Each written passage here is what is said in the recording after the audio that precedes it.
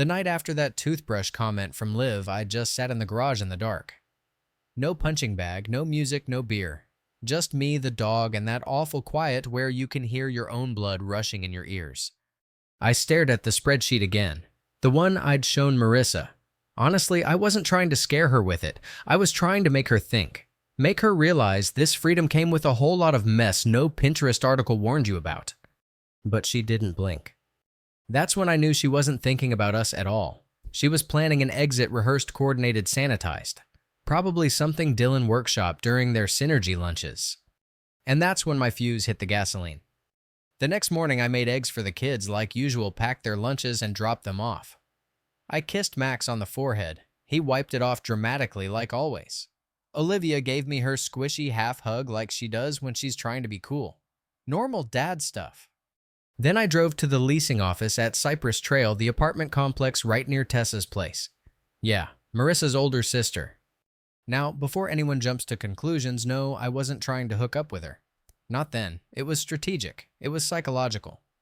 Marissa assumed I'd roll over, maybe crash on a buddy's couch, or beg her to slow things down. She didn't think I'd turn it around and move on first. So I toured the place, signed an interest card, asked about month-to-month options. Let them know I'd need a unit with 2 bedrooms, full custody prep, I said, deadpan. Then I went home and told Marissa. I wish I could capture her face.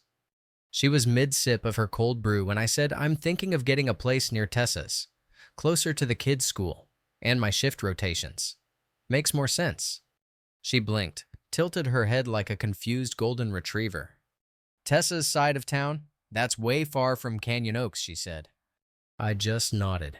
Yeah, that's kind of the point. Then silence. Not angry silence, calculating silence. She didn't expect that move, and she hated not being the one holding the cards. A few days later, I overheard her on the phone with Nova, the relationship expert from her yoga group. You know the one. Divorced 4 times, wears a crystal around her neck like it's a degree. Marissa was pacing around the house, whispering stuff like he's not supposed to take this so calmly and maybe he wants to move on. Damn right I do. I didn't react, just took the dog out like I didn't hear a word. But inside, oh, I was lit up. She didn't want a fair co-parenting plan. She wanted freedom with benefits, space from responsibility while still playing the role of modern enlightened mother. Nah, you don't get to ghost your kids for a Pinterest fantasy and still expect Father's Day photo ops. A week later, the school had a parent-teacher night. Marissa said she couldn't make it because of a late sprint meeting. So I went, alone. And guess who else was there, Tessa? She showed up because Olivia had asked her to. Apparently, Liv had been texting her, which floored me, and said she felt weird not having a mom there. Tessa stepped in, no questions asked. We sat together in those tiny plastic chairs, looked at drawings, talked to the teacher. Tessa cried a little when Liv handed her a picture that said, "Auntie is love." Meanwhile, Marissa posted an Instagram story of a charcuterie board, and the caption, "Self-care isn't selfish." Yeah, try telling that to your daughter. Later that night, I told Tessa about the apartment thing. She just nodded, said, "You've always been the one who showed up." And then she said something I haven't stopped thinking about since. You're doing all the parenting, all the cooking, all the damage control. She's treating this like a sabbatical from accountability. She wasn't wrong. Marissa noticed Tessa was around more. One night, she straight up asked, "Why is my sister calling you?" I looked her dead in the eye and said, "Because she actually cares what happens to your kids." She didn't like that answer. Stormed off like I was the one betraying someone. The irony, I hadn't even brought up Dylan yet. I was saving that. You don't just drop your ace card during the first shuffle. Then came the Florida moment. See, our anniversary was coming up. I had secretly booked a 7-day beach trip months ago, full oceanfront suite. Grandparents lined up to watch the kids. I had planned everything back when I thought we were still us. Now, I casually brought it up during dinner. "Hey," I said, "what do you think I should do with the Florida tickets?" She looked up from her salad. "What tickets?" "The ones I booked for our anniversary," I said, sipping my water, thinking maybe I'll transfer them. Seems like a waste not to use them. She choked on her kale. "You booked a trip for us." "Yep, but now I figured, I don't know, maybe you'd rather take Dylan." Boom. She dropped her fork, just stared at me. Dylan, he's just my boss. Oh, just a coincidence. You listed him as your emergency contact at Canyon Oaks. Her face, pale, silent, busted. She didn't even deny it, just sat there shaking. Whispered something like, "That wasn't what I meant. It's not what you think." But you know what? I didn't care. Not anymore. I said, "I'll be at Tessa's for a few days. Let me know when you're ready to have a real conversation, preferably with a lawyer." Then I grabbed my bag and left. I stayed at Tessa's place in the spare room for 3 nights. She didn't ask questions, just made space. Helped with school pickups. Heated leftovers. Listened. We never crossed a line. But the comfort, the calm, the way she respected my role as a father, it was like breathing real air again. Meanwhile, Marissa spiraled. She called my mom, called my captain, told everyone I was emotionally unstable. Classic gaslight blitz. Too bad I had receipts. See, cousin Emily is a family lawyer. She'd already helped me quietly pull Marissa's rental app. On it. Marital status single. Emergency contact Dylan S. Dependents listed none. None. Like her own kids didn't even exist. Emily said that alone was enough to set up primary custody with supervised visitation. I didn't want it to come to that, but Marissa made the choice for both of us. At the next family meeting at her parents' house, we laid it all out. Me, Emily, the evidence, the screenshots, the school emails, the canceled anniversaries, this just a mentor Google Calendar invites. Marissa tried to cry her way through it. Her mom cried harder. Her dad looked at her like he didn't recognize her. Then her mom turned to me and said, "Whatever's best for the kids, we'll support." That meant the world. Not because I needed validation, but because they saw it too. That night, Marissa sent me a 3-page letter apologizing, begging, promising therapy, saying she'd cut off Dylan, cut off Nova, cut off Instagram if I gave her one more shot. But she still didn't get it. It wasn't about Dylan. It was about trust, about being a parent, about showing up when it's hard, not just when it's aesthetically pleasing. I didn't respond. Just added the letter to the custody folder. And the next day, I booked the Florida tickets in Tessa's name. No, we didn't plan it. But damn if it didn't feel like peace. You ever feel like someone's looking right at you smiling? But they're already halfway out the door. A year ago, if you'd told me I'd be here drinking flat-ass coffee in a half-packed apartment while my cat sleeps like royalty on a pile of laundry I haven't folded in a week, I'd have laughed in your face. Back then, I had a plan, a future, a fiancé. Her name was Madison, and for what it's worth, I really loved her. We met at this rooftop party my buddy Colin threw after landing his first promotion. I wasn't even gonna go. It was cold, I was broke, and honestly, I was just trying to survive another week at my dead-end design job. But I went. And then she walked in. Madison had this laugh that hit you sideways. Sharp but warm. She looked expensive in the kind of way where you couldn't tell if it was natural or curated, but you didn't really care. We started talking and didn't stop. Drinks turned into brunch turned into weekends together, and before I knew it, we were that couple. Coupley captions, shared playlists, matching mugs, all of it. And then came Milo, our orange tabby. I got him for her on her birthday, tiny thing in a box with a dumb little red ribbon. She cried, I teared up, we kissed. That stupid cat became our son. We moved in together last summer. Her lease ended, my apartment had a bit more space, it just made sense. Everything felt aligned. And I swear for a while it was good. Like, good. We'd talk about the future, about buying a house, about kids even. She'd leave her Pinterest open on wedding dresses, show me TikToks of proposals with sparkler fountains and marry me signs in cursive neon. She even DM'd me ring styles on Instagram. So yeah, I took the hint. I saved up. 3 whole damn paychecks. Canceled a snowboarding trip with Colin and a new monitor I'd been eyeing for months. Got her the exact ring style she'd shown me. Princess cut, platinum band. I booked a dinner at this bougie rooftop restaurant she always talked about, The Ledge. Reserved a table right by the glass overlooking the skyline. Texted our close friends to meet up later for a surprise celebration.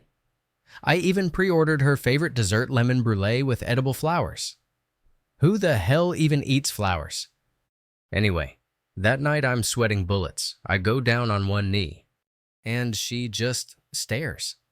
Madison, I say, ring box, open hand shaking a little. Will you marry me? She blinks. Literally blinks like I asked her to donate a kidney. Then I need time to think. Dead silence. You could hear a fork drop 3 tables over. I laughed, not because it was funny, just shock, like I actually laughed.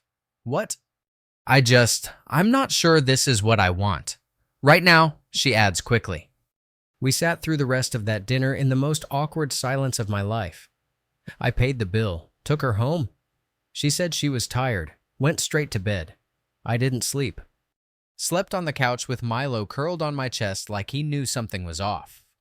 Next morning, she makes coffee like nothing happened, humming, acting like we didn't just go through the emotional equivalent of a car crash. Oh, and by the way, she says mid-sip the ring. It's not really my style. Remember the one from Tiffany's, the bigger one? UTF. And then like a cherry on top of the already shitty sundae. And the ledge, I don't know, it's kind of basic. Everyone goes there. I just sat there blinking, trying not to scream into my toast. She picked the ring. She picked the place. She literally said I'd die if someone proposed there. I told her I could return the ring. That maybe we could go together and find something she likes. Her response, let's just wait. For now. Make sure we're really ready. That we did a lot of heavy lifting. The following days felt like I was stuck in some weird relationship limbo. She acted normal, like nothing had changed, kissed me goodbye like always, laughed at her shows, sent me Milo memes. But I wasn't okay. I couldn't stop thinking. Something felt off, real off. She stopped leaving her phone around, started giggling at messages she wouldn't show me, began working late more often, canceled date nights. I asked her straight up one night, "Are we good?" She rolled her eyes. Jesus, Blake, just because I didn't say yes on the spot doesn't mean I'm cheating. You're being paranoid. Maybe I was, maybe I wasn't. But I knew one thing, something was different. That gut feeling, the one people always talk about in those Reddit confessionals. Yeah, I had it, loud and clear. And then the name dropped. Charles. It popped up on her phone one night while she was in the shower. Message preview, can't wait for Friday, usual spot. When I asked who he was, she said just a work friend. Team lunch, chill.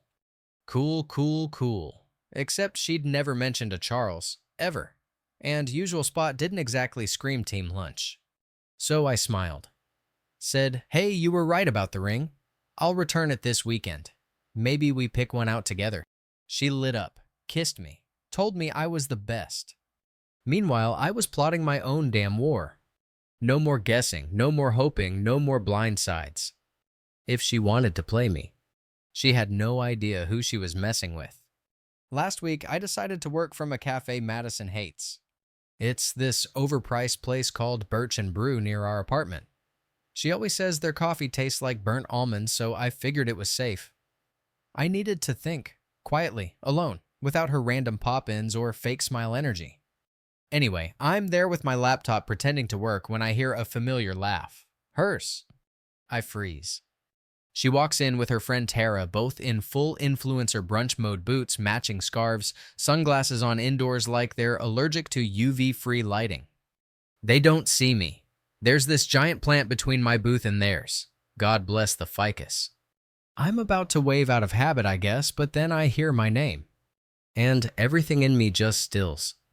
He really thought I'd say yes, Madison says, stirring her drink like she's plotting a murder voice full of venom wrapped in sugar, like right there in front of everyone. Tara chuckles nervously. I mean, it was a big moment. Madison snorts. Please, Ethan's sweet, but let's be real, he's a placeholder. He still uses coupons. I can't build a future with someone who thinks Applebee's is a fancy date. Wow. She kept going, laughing about how he's so desperate to lock me down, how I'd probably propose with a ring pop next time if she asked nicely. Then she dropped the real kicker. I just gotta keep him around until Grant's situation clears up. He says the divorce is basically done. After that, I'm out. Grant. The same Charles from the text, but with a different name. Great. So she's not just cheating, she's alias level cheating. I sat there, frozen hands clenched under the table, every nerve in my body screaming. And yeah, I know what you're thinking. Why not get up and confront her? I don't know. Maybe because for the first time I realized I didn't recognize the woman across from me. That wasn't Madison. That was someone else. Someone cruel, calculated. Not the girl who cried when she met Milo. Not the girl who used to warm her hands in my hoodie pockets when we walked home from Trader Joe's. This version, she was cold, sharp, dangerous. Tara, to her credit, looked super uncomfortable. Said, "Isn't that risky? What if he proposes again?" Madison just shrugged. Then I say yes. Play it cool for a few months. Grant and I are almost there. Once we're solid, I ghost Ethan like last season's wardrobe. They laughed. I wanted to throw up. Tara stood to go and scanned the room. Her eyes hit me for a second. She froze, like she was trying to process if I was who she thought I was. Then she walked past, leaned in, and whispered, "You deserve better." I barely blinked. "I already know," I said quietly. And that was it. She nodded, then left. I sat there for a long time after they left. Like, a long time. Just staring at my untouched coffee. My laptop screen had gone black. The ficus wasn't hiding me anymore. I didn't care. That night, I didn't say a word to Madison. She came home humming again, kissed me, asked if I wanted to watch some dumb baking show with her. I just said I was tired. But something had flipped inside me. I texted Colin, "Need to talk. Urgent." We met the next day over beers. I told him everything. The texts, the overheard conversation, Grant, Tara, the plan to use me like an emotional Airbnb until her real man got free. Colin was silent for a while. Then he looked at me and said, "Dude, you've got to burn it down." I nodded. Already started. See, I'd already logged into our shared phone plan. Guess what? I found one number she'd been texting constantly, especially late at night. Not saved under a name. Definitely not Tara. Bingo. I started keeping notes, times, dates, calls, patterns. A few nights later, she fell asleep on the couch with her phone unlocked. I opened her messages. Let me tell you something, if you've never read someone talking about you like you're an idiot to be manipulated, it changes you. Just need to stall a few more weeks, she texted him. E's gonna propose again. Gonna say yes, act sweet, then drop him after your stuff is finalized. His reply, LOL. Poor guy. At least he's good for paying bills right. I nearly threw her phone across the room. But I didn't. I screenshotted everything, sent them to my email, titled the folder insurance. Over the next few weeks, I went full-on recon mode. Started separating our finances, opened a new account, transferred my savings slowly. I found a new apartment, signed the lease, quietly moved essential stuff while she was working late. Milo, he came with me, obviously. She barely noticed he was gone one weekend. Just posted an old pic of him on Instagram and captioned it, "My baby boy #cat mom." Screw that. Oh, and Grant found out he's not even close to being divorced. I tracked down his wife on Facebook. Her name's Samantha. Corporate lawyer. From what I could gather, she owned the house, the cars, the stocks. So yeah, our girl Madison was playing house with a man who didn't even own his own couch. The best part. Grant was feeding Madison the exact same lies she was feeding me. Poetic. I held it together for weeks, smiled, kissed her, let her talk about ring shopping, let her think I was dumb. She even said, "I'm really glad we didn't rush the first time. I feel like we're stronger now." Uh-huh. She had no idea I was planning the grand finale. I booked a private room at the Ledge. Yep, the same spot where I first proposed. Said I wanted a second shot at doing it right. Invited our friends, her parents, her coworkers, everyone. Told Madison to wear something nice. Meanwhile, I was in contact with Samantha. Turns out she'd been suspicious too. She just didn't have proof. Until I sent it. All of it. She was furious but calm, like scary calm. "I've been waiting for this for a long time," she said on the phone. We made a plan. She was going to serve Grant divorce papers on the same day as the proposal. Then show up at the dinner with receipts, literally. And me. I was going to show Madison exactly what it feels like to be played. Tuesday came faster than I expected. The day of the proposal. The night I was supposed to go down on one knee and redeem myself in Madison's eyes. The evening she'd been gushing about for 2 straight weeks, planning her outfit, her nails, her caption. Literally said, "I bet this gets 1,000 likes." She was glowing, not from love, from anticipation of attention. I spent the whole day pretending to be nervous about proposing again. She kissed me before I left and said, "I want this night to be perfect." "You and me both," I told her. She thought I was heading out early to set up candles or whatever Pinterest crap she'd sent me as inspiration. What I was actually doing was loading a thumb drive and texting Samantha. The private room at the ledge was ready, but not with roses and violinists like Madison probably imagined. Nah, this was set up conference style. A projector, a screen, chairs, quiet. Colin and 2 other friends helped me organize everything. They knew the truth. They were the ones who told everyone else to show up, her parents included. 7:00 p.m. The guests started arriving. I greeted everyone smiling, shaking hands, hugs, thanks for coming. No one knew what was really about to happen except maybe 3 people, me, Colin, and Samantha. 7:20, Samantha texted, "He's been served, walking in now." I looked up and saw her walk through the door in a black blazer like she just came from court. Technically, she probably did. The woman was composed, elegant, dangerous. She nodded at me. I nodded back. Showtime. 7:30, Madison showed up. Dressed tight, heels high, eyes sparkling, like a peacock ready for a mating dance. She looked around the room, and for a second, just a flash, she seemed confused. No romantic lighting, no dinner table, no roses, just rows of chairs, a screen. "What's going on?" she asked, laughing nervously. "You wanted a proposal you'd never forget," I said, gently guiding her to the seat front and center. She sat down, fidgeted, smiled like someone still waiting for the surprise to reveal itself. Samantha walked to the side of the room. No one recognized her yet. I plugged in the thumb drive and hit play. Slide 1 a screenshot of Madison's text to Grant, the one that said, "I'll say yes. Play along, then drop him when you're free." The room fell completely silent. Next, a collage of their Miami trip. Hotel bills, beach selfies, calendar screenshots showing she'd told me it was a work conference. Then came the messages, dozens, all time-stamped, all mocking me. "He's clueless. Still thinks I'm in love. Lamau, he wants to get a house together." I didn't narrate. I didn't say a word. I just let the truth speak. About 3 slides in, I saw Madison start to unravel.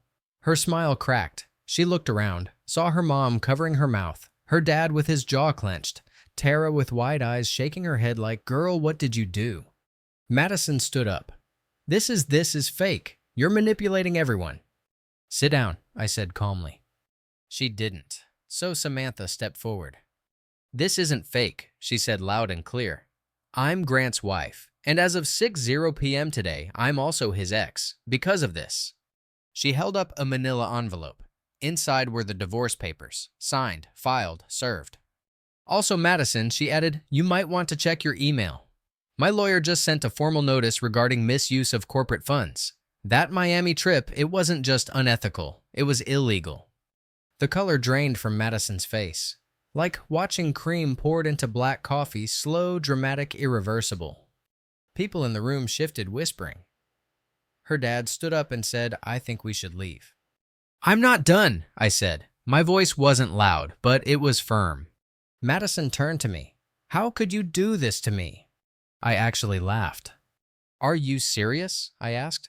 "You lied to me for months. You used me. You took my money, my time, my future like it was nothing. And now you're mad I didn't let you get away with it." She started to cry, not like sobbing, but those fake-ass tears that look good on Instagram Lives. "You ruined my life," she whispered. "No," I said, grabbing my coat. "You ruined it. I just gave everyone the receipts." And with that, I walked out. Left her there, in that cold, sterile room, in front of our friends, her parents, my people, all watching her version of reality collapse like a Jenga tower missing half the pieces. Colin followed me out. So did Samantha. We didn't say much, Just stood there for a second on the sidewalk, breathing. "You okay?" Colin asked. "No," I said honestly, "but I will be." I took a cab to my new place. Walked in. Milo meowed and headbutted my shin. I picked him up, sat on the couch, and just existed. No TV, no music, just me, a cat, and the sound of silence that didn't make me anxious for once. About 2 hours later, my phone started blowing up. Calls, texts, unknown numbers. One of them was Madison, obviously. "Please just talk to me. We can fix this. It was a mistake. I love you." Delete, delete, block. One message came from her mom. "I'm so sorry. I don't know what happened to her." I didn't reply. She knew what happened. Madison just finally ran out of runway. That night I slept like a rock. No dreams, no tossing, just peace. First real sleep I'd had in months. The next morning she showed up at my apartment. Like actually at the door. Hair a mess, makeup from the night before smudged under her eyes, wearing that same tight black dress like she hadn't been home. She was holding a Starbucks cup, like this was a morning after hookup or something. I didn't open the door. I just watched her on the security cam, standing there knocking, pacing. "Ethan, please," she called. "We need to talk." She pressed the buzzer again. I hit the intercom. "Leave." She flinched. "Just let me in for 5 minutes." "No." "You don't get it. Grant lied to me. He said he was leaving her. He said." I cut her off. "You said you loved me while planning your exit." "But I didn't mean to hurt you." That line. That classic lazy blame-dodging line. "I didn't mean to hurt you." "Screw that." "You used me," I said, calm, cold. "You used me until something better opened up. Problem is, you were never the upgrade. You were the placeholder." Then I hung up. She stood there another 20 minutes, crying, yelling. At one point, she sat on the hallway floor, head in her hands, like she was the victim in some indie breakup movie. Eventually, one of my neighbors called the building manager. Security came. She left. I documented the whole thing. Screenshots, footage, added it to the folder. That week, she tried everything: texts from burner numbers, emails, DMs. Even tried calling Colin. He blocked her too. She posted a story on Instagram with a black screen and sad piano music. Captioned, "Some people aren't who they pretend to be." I laughed out loud.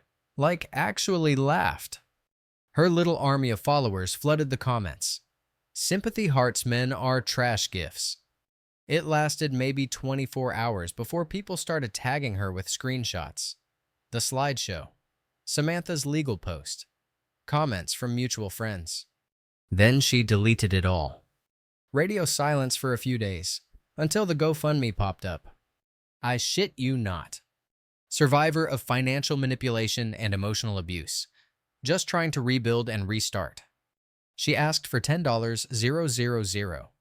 Within 2 hours, Tara and 3 other people I didn't even know commented with the truth.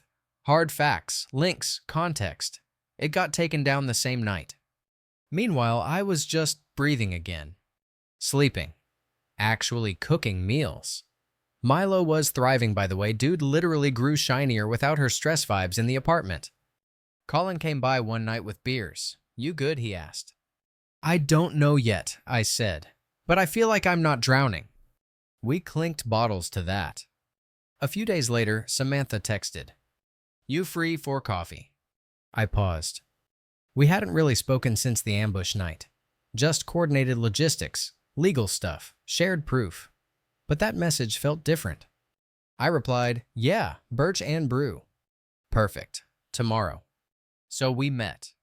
She walked in looking exactly like someone who didn't just get publicly cheated on. Hair neat, blazer. Sharp eyes focused. She sat across from me and said, "Thanks for showing up.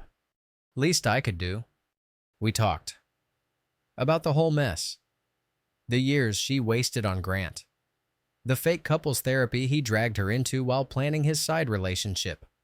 "I thought he was just stuck," she said. "Turns out he was just selfish." I nodded. I got it too well. We kept talking about jobs, life, pets. I showed her pictures of Milo doing cat yoga. She actually laughed. We didn't talk about Madison until the end. She's been emailing me too, Samantha said, trying to say she didn't know he was lying, that she was manipulated. I raised an eyebrow. She's good at twisting the story, I said. Yeah, but I've had lawyers dissect depositions. Her attempt didn't impress me. We both laughed at that one. Before we left, she asked, "Can I give you my number for non-divorce reasons?" I smiled. Yeah, I'd like that. We didn't start dating right away. It was slow, cautious, like two people walking through a house that had once burned down checking for weak floorboards. Our first actual date was a month later. Low-key Vietnamese place, pho and too many spring rolls. We didn't talk about the past much. Didn't need to. It was there, under the table. A quiet thread connecting us. But we didn't let it define the vibe. It was refreshing. Meanwhile, Madison was still unraveling. I heard from Tara that she'd been fired. Apparently, her company did a full audit after Samantha's legal notice and found expense discrepancies on her end too. Not enough to press charges, but enough to let her go. She tried to start a freelance consulting thing on Instagram, offered brand audits for small businesses. Got maybe 300 followers, 2 clients. One of them commented publicly that she ghosted halfway through. Colin joked she should have just sold crystals like everyone else in a rebrand. I didn't keep tabs, but people kept sending me stuff. Screenshots, TikToks, a burner account she made to follow Milo's hashtag. Yeah, she was still trying to ride the cat clout. At one point, she messaged my mom. "My life's falling apart. Please help me talk to Ethan. He's not the same anymore." Mom replied with one sentence. "He finally respects himself." Damn right. A few months passed. I ran into Tara at a grocery store. She hugged me. "I still feel guilty," she said, "for not warning you earlier." "You tried," I said. "You didn't laugh along. That means more than you think." She looked relieved. Then she told me Madison and Grant weren't doing great. Apparently, he resented her for costing him his job and reputation, and she resented him for not being the walking bank account she thought she signed up for. They were living in some shoebox apartment in Queens. Madison had posted a story with the caption, "Love is worth the struggle." Samantha sent it to me with the note, "Or maybe you just made a really dumb bet." She had a point. A few weeks ago, I came home from work to find Milo lounging in a cardboard box I hadn't even unpacked yet. He looked at me like, "Took you long enough," and then rolled over to sleep again. That's when I realized something. For the first time in a long damn while, I felt stable. Not everything's perfect stable, but like the ground under my feet wasn't gonna give out. Things with Samantha had grown naturally. No pressure, no forced check-ins or weird expectations. Just good conversation, shared snacks, and inside jokes we didn't have to fake. We didn't dive into labels. Didn't need to.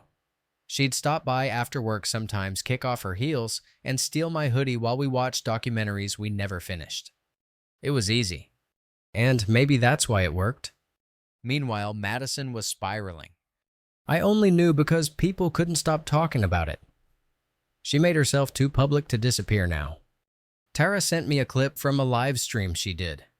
One of those raw honesty things with tear-streaked mascara and a blanket over her shoulders like a sad TikTok oracle. She was crying, saying she'd been manipulated and abandoned by everyone she trusted. Said she was financially abused and never allowed to follow her dreams. The comments were a mess. A few die-hard simps told her she was strong. Most weren't buying it. One commenter asked if her dreams included stealing someone's husband and taking corporate-sponsored vacations.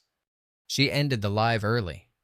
A day later, I got a call from the front desk of my building. Mr. Grant, there's a woman here who's been pressing your buzzer non-stop. Says she knows you." I pulled up the security cam. Madison. She looked rough. Like really rough.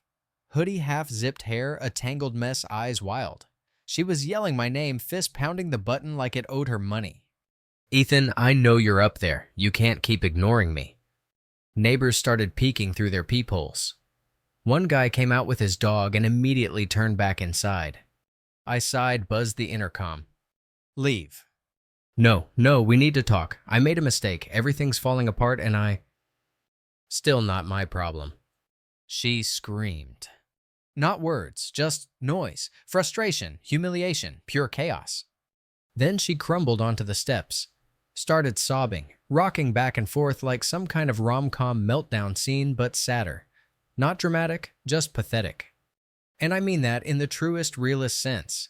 It wasn't satisfying, it wasn't fun to watch, it was just sad. Because in that moment I saw exactly what she'd become. Not the powerful girl who used to run meetings in heels like she owned the room. Just someone who'd burned every bridge and realized too late that she couldn't swim.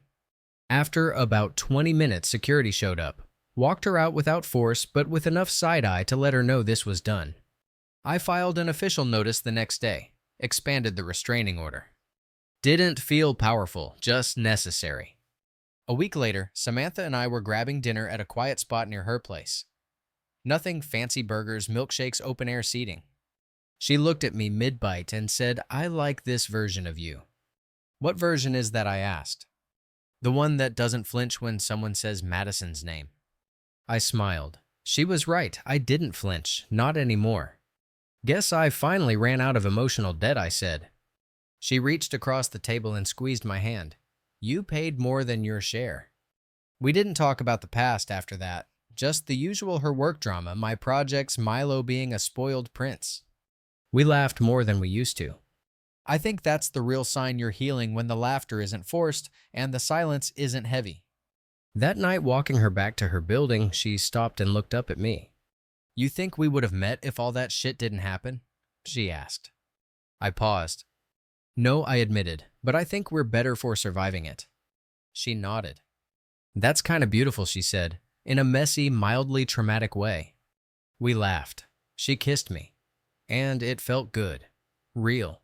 Not desperate, not performative. Just a quiet little spark between two people who'd been through hell and didn't expect heaven but found peace anyway. That weekend, I took Milo to the park. Let him chill in his stroller like the bougie cat dad I'd apparently become. Some kid asked if he was famous. I said kind of. It felt stupid and great at the same time. I thought about Madison less and less. But when I did, it wasn't with hate. It was like remembering an old dream you once believed was real. Then you wake up, shake it off, move on. She taught me a lot, though.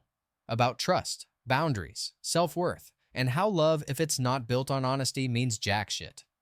One night I pulled out the old folder, the screenshots, the notes, the timeline.